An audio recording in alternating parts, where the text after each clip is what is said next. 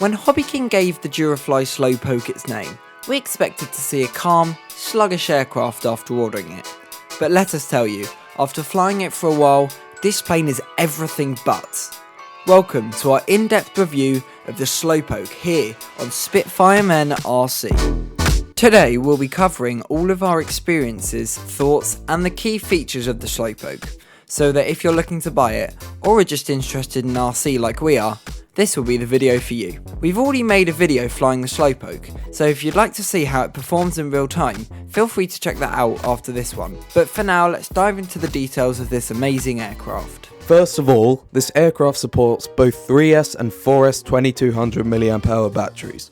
3S if you want to fly the plane how it's supposed to, in a more scaled manner, or 4S if you want the optional ludicrous mode and some funky aerobatics. The SlowPoke does come plug and fly, so you must provide your own receiver, transmitter and battery. It does not come with a gyro, but as you will find out, it flies fine without one, if you have the masculinity required, of course. Now let's get right into how it flies. We'll start with takeoff. Generally, for a tail dragger, this is quite a simple aircraft to take off. You want to gently increase throttle to full while holding up elevator to prevent a prop strike. As the tail rises, turn your attention to the direction of the aircraft. As the SlowPoke has a ginormous 12x6 prop, there is a high amount of right rudder needed to prevent the aircraft veering left, heading straight for the bushes, or if you're extra lucky, a local family of 5. Once you're at flight speed, gently pull the stick back into a steady climb. You want to keep throttle full for the climb if you're on 3S, as it is not the most powerful aircraft. This is not a stall plane, so you'll need a good sized area to take off. Once it's up, it's very easy to fly. We use 70% on the dual rates and 40% expo on both the elevator and the ailerons. As it's a low winged plane, coordinated turns aren't necessary as there isn't much adverse yaw. We mainly fly it like a bank and yank aircraft, but that's a purely personal preference. It can perform aerobatics with ease on both 3S and 4S, such as rolls, loops, inverted loops, snaps, anything you can think of really that isn't hovering. Inverted characteristics are good, even though a lot of down pressure is required to keep it level. The stall characteristics are rather forgiving. If you're stalling at a low speed, there isn't generally a wing drop. However, if you're at higher speeds and pull up, you will enter an accelerated stall.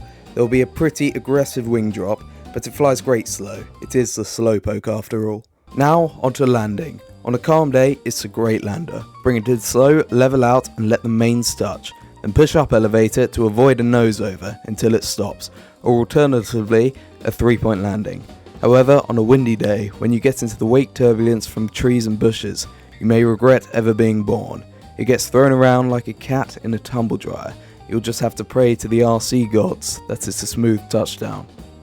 On a 3S 2200 mAh battery, you'll get around 10 minutes of flight time if you aren't flying like a maniac. If you are, you'll get around 7 to 8 minutes of flight time. Now, durability. We have accidentally tested the durability of the SlowPoke on multiple occasions, mostly rough landings, and what we have found was the metal landing gear supports often bend backwards, but that's easily fixable with a hard pull back to where it's meant to be, like most things. However, the plastic gear support easily snaps, ripping out chunks of foam with it, so we've had to hot glue that on several occasions.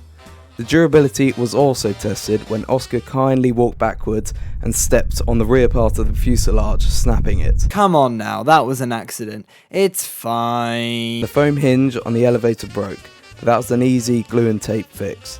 So our only complaints regarding durability is the landing gear mount and the foam hinges. When the SlowPoke arrived, I was expecting a pilot to be in the cockpit, but mine did not come with one, so I reached out to Hobby King and they kindly gave me $30 store credit, even though I would have preferred them to send me a pilot. However, I just bought an FMS pilot off AliExpress. It did not come with an instruction manual, so I had to look those up online, and it also came with a dodgy tail wheel, but this isn't noticeable in flight or when taxiing. This aircraft comes at a gentle price of £150, and sales are frequent on the Hobby King website, so chances are you'll get it for cheaper, and I would say it's good value for money. So, what do you think? Is the Durafly SlowPoke your next aircraft? You can find a link to the SlowPoke in the video description if you're interested. And do be sure to let us know your thoughts in the comments section. I'll also link the SlowPoke flight down below as your next watch. To help support us, do be sure to subscribe. It takes 2 seconds and helps us make more content like this in the future. For now, have a splendid day, and we'll see you shortly on Spitfire Men RC.